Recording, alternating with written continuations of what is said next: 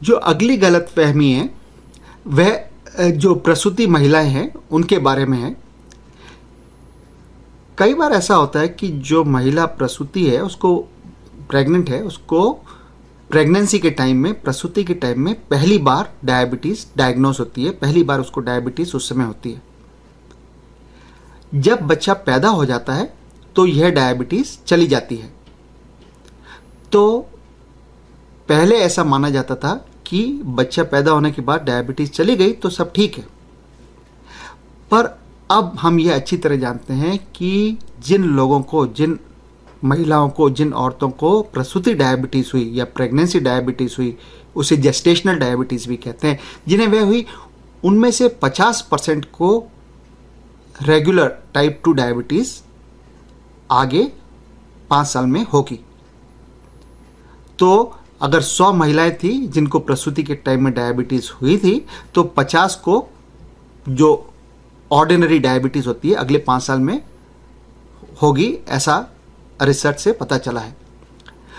तो क्या किया जा सकता है कि जब महिला ने बच्चा पैदा कर दिया, उसके कुछ समय बाद डॉक्टर एक स्पेशल टेस्ट कर सकता है खून में, जिससे कि यह पता पड़ जाता है कि किस मरीज को ज़्यादा रिस्क है डायबिटीज़ होने की, और उसका बहुत क्लोजली ध्यान रखा जा सके कि उसको डायबिटीज़ हो तो फौरन उसका पता पड़े।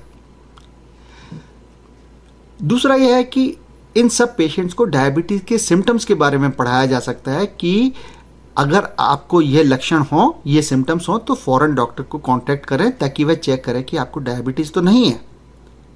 देखिए, डायबिटीज़ में जितनी जल्दी डायग्नोसिस हो गई वह पेशेंट के लिए उतना ही अच्छा है, क्योंकि अगर लेट डायग्नोसिस हुई तो पहली बात तो कॉम्प्लिकेशंस हो सकते हैं डायबिटीज़ के लॉन्ग टर्म।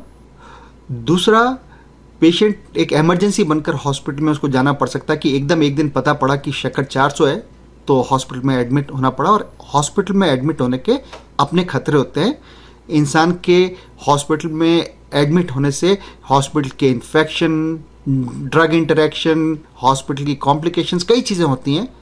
उन सब से बचा जा सकता है कि अगर डायबिटीज़ जल्दी डायग्नोस हो जाए, फौरन डायग्नोस हो जाए जैसे ही शुरू हुई।